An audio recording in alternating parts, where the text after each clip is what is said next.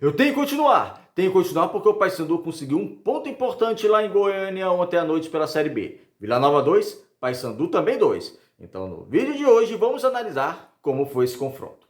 Meu nome é César Marim, que sou criador do canal Bastidores e convido a todos que não conhecem meu trabalho a conhecer através desse vídeo e de vídeos antigos.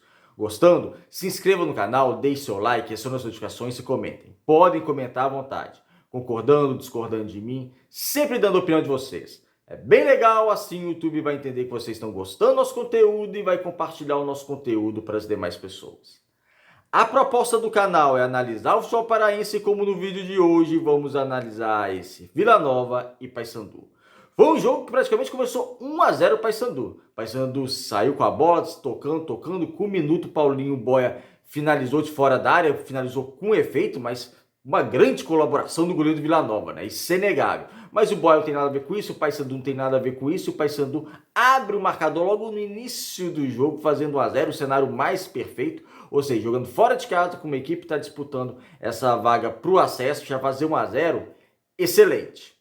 Só que esse cenário perfeito do Paysandu durou praticamente só esse início da partida, porque o Paysandu não faz um bom primeiro tempo. Na verdade, não faz um bom jogo em si. A gente vai citar aqui algumas dificuldades que o Paysandu teve.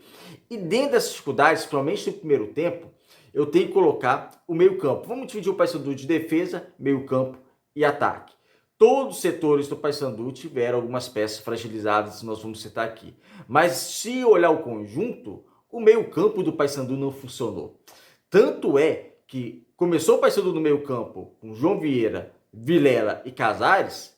No segundo tempo, quando terminou a partida, já tinha substituído todos esses jogadores.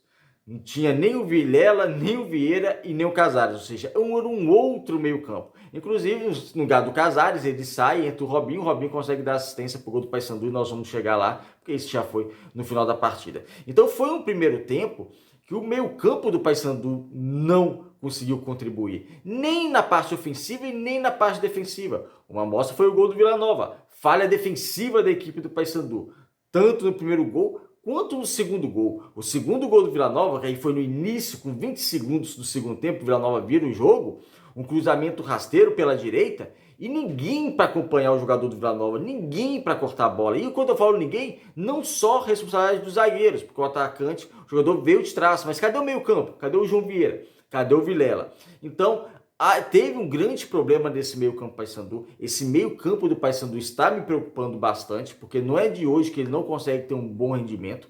E nós temos que citar o Casares. Casares foi o meio articulador que, em 5 minutos, na sua estreia, ele fez aquela assistência para o Nicolas, na Curuzu, na Série B.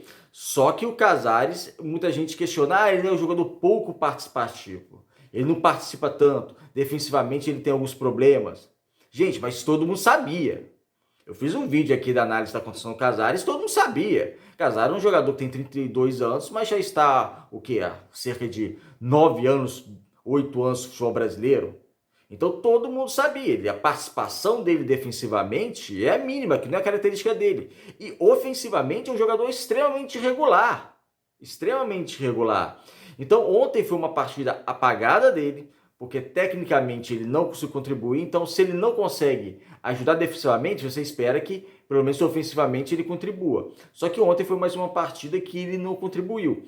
Para juntar com Vilela, que no sentido de marcação, sem espaço de campo, para mim, falhou. Não gostei da partida do Vilela, uma partida fraca em termos de marcação também, em termos de saída de bola, não contribuiu muito.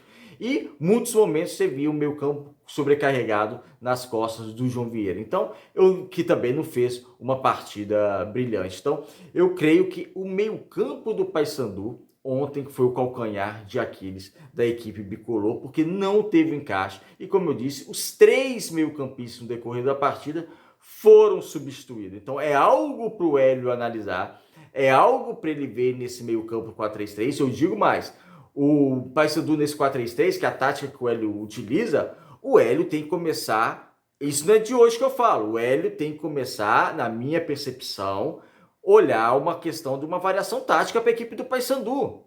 Colocar o Paysandu num 4-4-2, que você tira um atacante, coloca o meio campista, não significa que isso vai ser um time mais defensivo. Eu sei que ele pode jogar no 4-3-3, mas aí entra com outro problema. Outro problema porque o Paysandu Na partida de ontem, Jean Dias, o Boia e o Juan Ribeiro, que foram os três titulares, os três mal.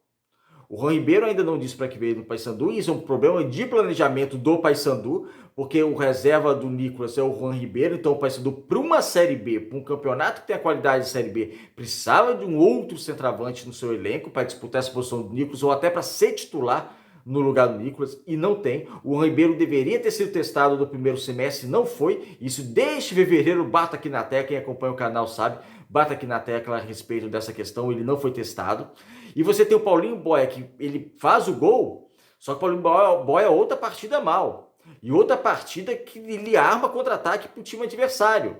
O Jean Dias, participativo, principalmente no primeiro tempo, mas tecnicamente abaixo. Ou seja, você vai no 4-3-3, com o meio campo não funcionando, e com três atacantes e um está rendendo, tira desse atacante e coloca outro meio campo. Muda essa formação tática. Se o Paysandu não tem centroavante para ser reserva do Nicolas, ou não tem alguém que confie, então pega dois atacantes mais velozes e vai jogar no 4-4-2 com dois atacantes mais velozes. Essa é a minha opinião. Você tem que colocar em campo jogadores do seu elenco que você vê que possa render mais. E me incomoda essa questão do Paysandu, do 4-3-3, invariável, que não sai desse 4-3-3. E olha, eu gosto dessa tática 4-3-3, eu gosto do time jogando com dois pontas, com centroavante, nada contra. Mas é importante ter variação e eu acho que em muitos momentos o Paysandu não está rendendo nessa formação e o Paysandu perde a oportunidade de reforçar mais seu meio campo e deixar até meio campo mais criativo mesmo, para colocar talvez um ponta ou um atacante que não está rendendo de uma qualidade até duvidosa. Então, fica aqui essa observação. No jogo contra o Vila Nova foi melhor que o Paysandu no primeiro tempo. Ele sai com empate, o Paysandu faz 1-0, ele sai com empate. Um empate que demonstra uma falha defensiva também da equipe do Paysandu. Vai para o intervalo 1-1. No segundo tempo, rapidamente, em 20 segundos cerca, o Vila Nova vira a partida de uma falha defensiva da equipe do Paysandu, cruzamento meio da direita. E ninguém marcou o jogador do Vila Nova, que talvez até o Diogo Silva poderia ter feito também uma outra ação na defesa. Alguns consideraram que falhou, outros consideraram que não falhou. Eu acredito que era uma bola defensável. Não é frango, não é questão de ser frango nem nada não, mas eu acredito que foi uma bola defensável. E depois disso o Vila Nova continua permanecendo melhor na partida. Até o Hélio promover algumas mudanças e entre elas a entrada do Robinho que entra bem. E no final da partida, cerca dos 35 minutos do segundo tempo, o Paysandu ele ataca mais a equipe do Vila Nova, ele busca mais o gol e o gol sai. Cruzamento da direita do Robinho e o Lucas Maia, o gigante Lucas Maia, deu a mínima chance para o defensor do Vila Nova, cabeceou, empatou a partida quase na pequena área, um foguete de cabeça. Então foi premiado o zagueiro do Paysandu com esse gol. O Paysandu sai com 2-2, que foi um bom resultado. A gente vai falar a situação do campeonato, mas foi um resultado que o Paysandu foi buscar esse empate praticamente nos 10, 15 minutos final do segundo tempo, porque também não fez uma boa partida, muita dificuldade em relação à lateral esquerda novamente. É impressionante, eu falei da questão do centroavante, bata aqui na tecla, né? Impressionante o Paysandu não se encontrar nessa lateral esquerda e não ter jogador de uma qualidade melhor, que tenha um rendimento melhor para jogar nessa lateral esquerda. A zaga com o Carlão um pouco inseguro, quase correu o risco de ser expulso. O Maia, que fez uma boa partida, fez até o gol de empate. E esse empate do Paysandu, por mais que a gente até falou aqui já da formação tática, de algumas individualidades, por mais que não seja uma partida brilhante da equipe do Paysandu, mas esse empate foi um bom resultado. Já estava perdendo quase o final do jogo, conseguiu buscar esse empate. O Paysandu termina o primeiro turno com 24 pontos. E no cenário do campeonato, o que isso significa? Para o time disputar, é lógico que é uma variável, tudo pode mudar, o time pode fazer uma recuperação fantástica no segundo turno, mas para um time que vai brigar por acesso, a média é você fazer 30 pontos. Faz 30 pontos no primeiro, 30 pontos no segundo turno, porque para conseguir a quarta vaga para o acesso, geralmente fica entre 62 e 58 pontos em média. Então, assim, tem essa variável, então fica com 60, né? Fazendo essa média. Então, 30 no primeiro, 30 no segundo. O Paysandu fez 24, 6 pontos a menos. É muito. É muito. Tem que fazer um segundo turno para brigar para o acesso, para conseguir, no mínimo, para ter chance de acesso, no mínimo 36 pontos. Então, seria um segundo turno muito forte que o Paysandu teria que fazer. Enquanto a partida, em termos de rebaixamento, é a mesma ideia. O Paysandu fez 24 pontos. Se fizer 24 pontos no segundo turno, fica 48 e não tem risco nenhum de ser rebaixado. A previsão e análise que eu fiz do Paysandu na Série B foi, por enquanto, está sendo o que demonstrou mesmo nesse primeiro turno, que é o Paysandu do meio de tabela para baixo, sem correr risco de rebaixamento. É isso que aconteceu, mas é lógico, tem todo o segundo turno pela frente, o Paysandu pode melhorar e tem que melhorar e tem que começar a somar pontos, porque querendo ou não, está 4 pontos da zona de rebaixamento, mas os times podem se recuperar, então o Paysandu não pode ficar também atrás. Precisa encaixar, vai ter um próximo jogo muito difícil, no Mangueirão, na sexta à noite, contra a equipe do Santos, né? Vai receber um grande público e vai ter que buscar essa vitória, porque o Paysandu precisa vencer, precisa voltar a fazer 3 pontos na Série B para dar uma respirada e para continuar cada vez mais afastado, pelo menos, desse Z4. Mas precisa mudar, né? O Hélio Anjos tem que rever algumas coisas, na minha concepção, obviamente. Ele é o treinador, ele sabe o que faz. Mas na minha concepção, o Hélio Anjos precisa promover algumas mudanças na equipe do Paysandu.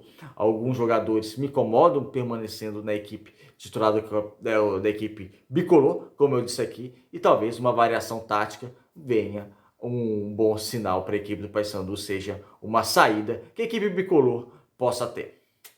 É isso, amigos. Obrigado por assistir o vídeo até o final. Se inscreva no canal e até o próximo.